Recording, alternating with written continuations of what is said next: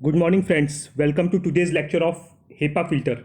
आज के इस लेक्चर में बेसिकली हम ये बात करेंगे कि HEPA high efficiency particulate air filter क्या होते हैं, ये किस तरीके से काम करते हैं, इनका डिज़ाइन कैसा रहता है, ये कौन से प्रिंसिपल पे काम करते हैं, इसके क्या एडवांटेजेस होते हैं और इनके एप्लीकेशंस कहाँ कहाँ पे होते हैं।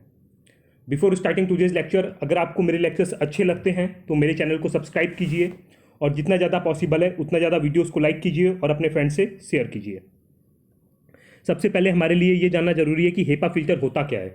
तो याद रखिएगा कि हेपा का फुल फॉर्म होता है high efficiency particulate air filter. जैसा कि नाम सजेस्ट करता है कि इसकी फिल्ट्रेशन की एफिशिएंसी काफ़ी ज़्यादा होती है। तो याद रखिएगा कि हेपा फिल्टर्स की एफिशिएंसी नियर अबाउट 99.95% के आसपास में होती है। और इसके बारे में खास बात यह है कि ये 0.3 माइक्रोन, ये जो 0.3 माइक्रोन आप देख रहे हैं, ये इससे ऊपर के सारे पार्टिकल्स को अपने में ट्रैप कर लेता है। मीन्स जो भी पार्टिकल्स इससे मूव करेंगे वो 0.3 माइक्रोन से बेसिकली लोअर साइज के ही पार्टिकल्स इससे पास हो सकते हैं। And other important thing is that ये काफ़ी सारे वायरसेस और लगभग सारे बैक्टीरियाज को भी रोक लेता है। जो भी मेरा फ्लोर का डस्ट होता है that is also not capable of passing HEPA filter. इसलिए हेपा फिल्टर्स को आप देखेंगे तो केमिकल इंडस्ट्रीज और आपका फार्मास्यूटिकल इंडस्ट्रीज में काफ़ी ज़्यादा प्रेफर किया जाता है। इवन फार्मा इंडस्ट्रीज में तो जितने भी आपके पाउडर प्रोसेसिंग एरियाज होते हैं उनमें एचयूज में आप देखेंगे तो बेसिकली हेपा फिल्टर्स का ही यूज़ किया जाता है। The one and only reason is that कि इसकी फिल्ट्रेशन की एफिशिएंसी 99.5% होती है और ये 0.3 माइक्रोन से ऊपर के सारे पार्टिकल्स को या फिर वायरसेस बैक्टीरिया जो भी रहते हैं ये अपने में बिल्कुल नलीफाई कर देता है। इसीलिए हेपा फिल्टर्स का इतना इंपॉर्टेंस होता है। अब हम बात करते हैं कि डिज़ाइनिंग ऑफ हेपा फिल्टर्स की। तो याद रखिएगा कि अगर हम हेपा फिल्टर की डिज़ाइनिंग की बात करते हैं तो इस डायग्राम को आप कायदे से देखिए तो इसमें रैंडमली अरेंज्ड फाइबर्स होते हैं।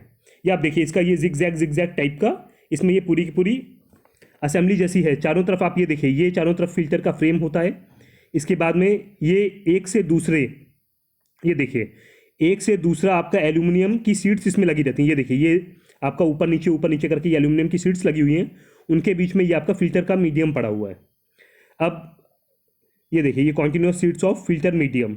अब जो इसमें फिल्टर के मीडिया होता है वो बेसिकली हम फाइबर ग्लास यूज़ करते हैं, जिसका डायमीटर 0.5 से 2 माइक्रोमीटर्स के बीच में होता है।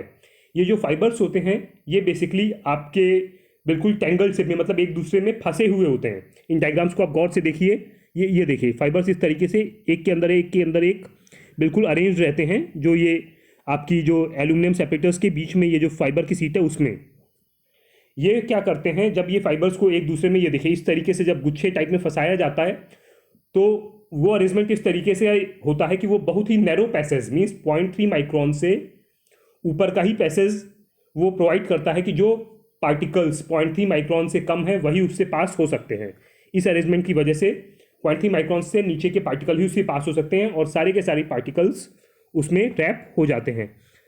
अब अगर हम बात करते हैं कि कौन से प्रिंसिपल्स पे ये काम करता है तो वो आगे आने वाली स्लाइड्स में मैं आपको डिटेल में बताऊंगा।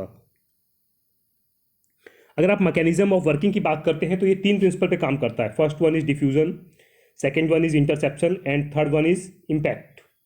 तो याद रखिएगा, सबसे पहले हम बात करते हैं डिफ्यूजन की। डिफ्यूजन का प्रिंसिपल बेसिकली उन पार्टिकल्स पे फॉल करता है जो 0.3 माइक्रोन से छोटे साइज के होते हैं।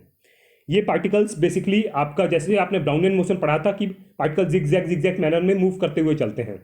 अब होता क्या है कि जब ये पार्टिकल्स आपके जिगजैग मैनर में मूव करते हुए चलते हैं, ये पहले डायग्राम को आप देखिए, तो ये पार्टिकल जैसे ही फाइबर के टच में आता है तो उसमें पहले से ही आपके दूसरे पार्टिकल्स ट्रैप्ड रहते हैं जो 3 माइक्रोन से ऊपर साइज के हैं। तो ये क्या करते हैं, जैसे ही यहाँ पे आए तो तुरंत उसमें ट्रैप हो जाते हैं, बिकॉज ऑलरेडी वो उसमें 3 माइक्रॉन्स के पार्टिकल से ट्रैप्ड है और ये सडन जाके वहाँ पे चिपक जाते हैं। सेकंड हम बात करते हैं इंटरसेप्शन। इंटरसेप्शंस में जो पार्टिकल हैं वो आपके एयर के फ्लो के साथ में मूव करते हैं, बट डिफ्यूजन में बेसिकली जो पार्टिकल्स रहते हैं वो 0.3 माइक्रोन से छोटे साइज के रहते हैं। तो ये जिगजैग मोशन में आपका मूव करते हुए आपका जो भी फाइबर है उस फाइबर के ऊपर जैसे ही टकराते हैं वो वहाँ पे बैठ जाते हैं। Second one is interception. में ये जो पार्टिकल हैं इनका साइज थोड़ा सा 0.3 माइक्रोन से ऊपर की तरफ होता है। और ये भी ये एयर के साथ में मूव करते हैं।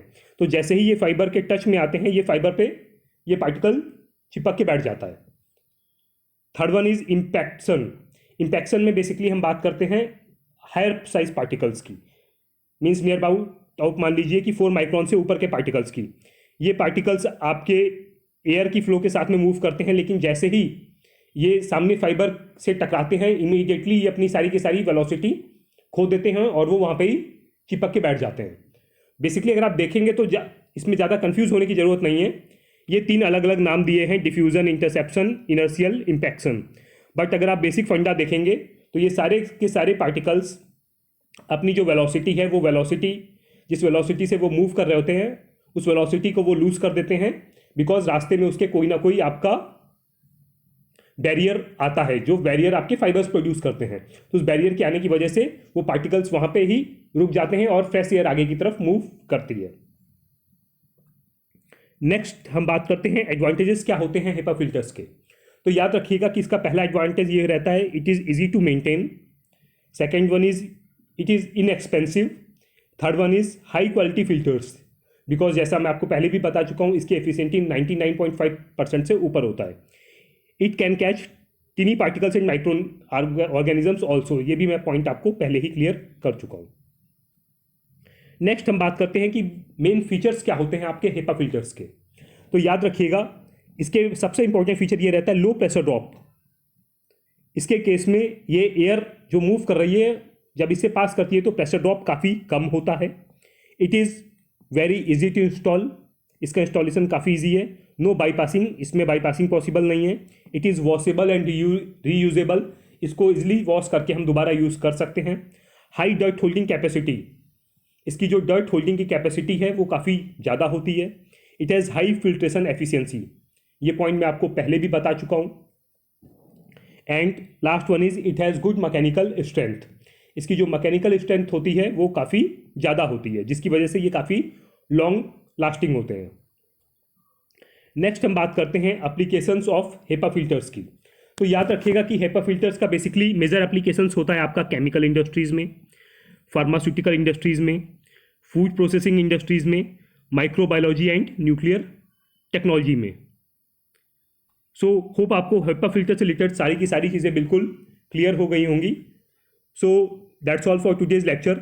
नेक्स्ट लेक्चर में बेसिकली हम बात करेंगे कि आपका पास बॉक्स क्या होता है, जो आपने बेसिकली फार्मा इंडस्ट्रीज़ में देखा होगा, वो किस तरीके से काम करता है, उसका बेसिक प्रिंसिपल क्या होता है, एंड वेरियस अदर थिंग्स।